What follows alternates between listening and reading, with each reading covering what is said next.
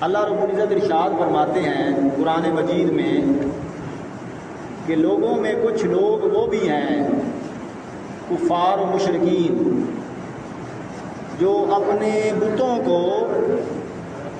بتوں کو معبود بنائے ہوئے ہیں، اللہ کا غیر بنائے ہوئے ہیں اپنے بتوں کو۔ اور آگے اللہ رب العزت نے ارشاد فرمایا والذین آمنوا اشد حبا للہ، وہ ان سے اس طرح محبت کرتے ہیں اپنے ان بتوں سے جس طرح اللہ سے محبت کرنے کا حق ہے۔